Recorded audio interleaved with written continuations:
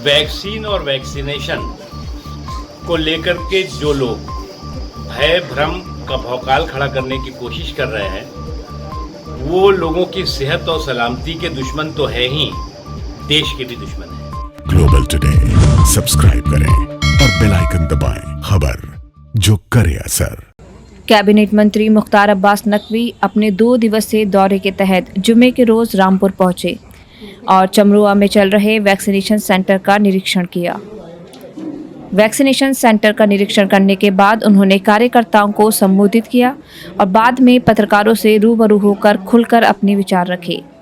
Vaccination पर सवाल उठाने के लिए बाबा रामदेव को लेकर पूछे गए सवाल के जवाब में उन्होंने कहा कि आयुर्वेद और एलोपैथी दोनों का ही अपना अपना स्थान है और कोरोना से लड़ने के लिए दोनों में सामंजस्य होना चाहिए। देखिए, हमारे जो डॉक्टर्स हैं, पैरामेडिकल स्टाफ है, साइंटिस्ट हैं, सभी ने मिल करके इस लड़ाई में बहुत ही महत्वपूर्ण भूमिका निभाई है। आयुर्वेद ने भी अपनी महत्वपूर्ण भूमिका निभाई है, इसको नज़रअंदाज नहीं किया जा सकता। लेकिन आयुर्वेद के और जो हमारी वर्तमान में अंग्रेजी मेडिसिन है, उसमें कोई संघर्ष नहीं है, कोई झगड़ा नहीं है, कोई किसी तरह का कोई कंपटीशन नहीं है। आयुर्वेद की अपनी अलग महत्व है और जो अंग्रेजी मेडिसिन हैं, अंग्रेजी व्यवस्थाएं हैं, उसका एक अलग महत्व है। इसलिए दोनों मिलकर ही जो है वो किसी भी इस तरह के संकट के समाधान के हिस्सेदार भागीदार बन सकते हैं। इसलिए किसी तरह का इसमें विवाद नहीं होना चाहिए। ये देश के भी हित में है और लोगों की सेहत और सलामती के भी हित में। हालांकि वैक्सीनेशन पर भ्रम पैदा करने के लिए उन्होंने कड़े तेवर दिखाते हुए ऐसे लोगों को देश का दुश्मन करार दे डाला।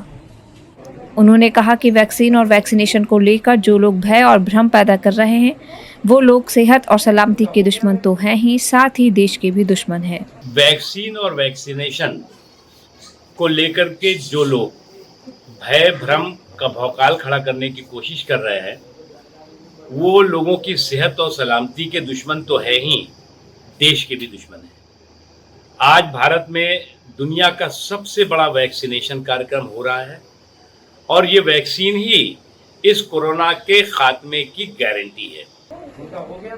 उत्तर प्रदेश में पंचायत चुनावों के नतीजों और कोरोना में हुई अव्यवस्थाओं को लेकर सवालों के घेरों में आई उत्तर प्रदेश सरकार में मुख्यमंत्री पद को लेकर चल रही चर्चाओं को विराम देते हुए केंद्रीय कैबिनेट मंत्री मुख्तार अब्बास नकवी ने स्पष्ट रूप से कहा कि उत्तर प्रदेश में मुख्यमंत्री योगी आदित्यनाथ के नेतृत्व में चलने वाली सरकार बहुत अच्छा काम कर रही है और उत्तर प्रदेश के अगले चुनाव भी योगी आदित्यनाथ के नेतृत्व में ही लड़े जाएंगे। उत्तर प्रदेश में योगी जी की सरकार मजबूती के साथ, पूरी ताकत के साथ गांव, गरीब, किसान, कमजोर तबकों के समावेशी विकास के लिए काम कर रही है और योगी जी के नेतृत्व में उत्तर प्रदेश में हम दोबारा चुनाव जीतेंगे, ये तय है।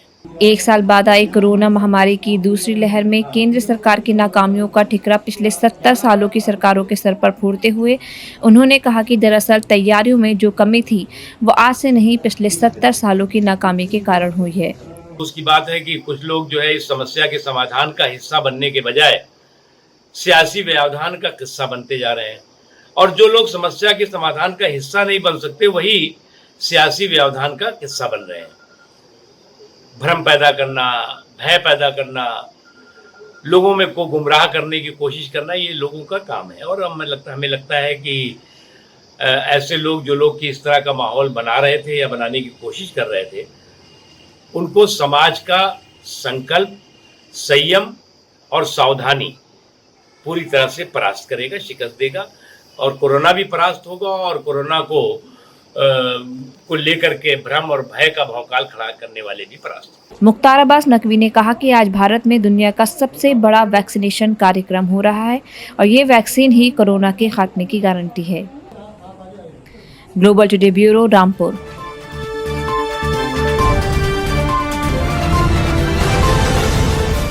ग्लोबल टुडे यूट्यूब के साथ लाता है देश विदेश की ताज़ा खबरें और नए नए वीडियोस।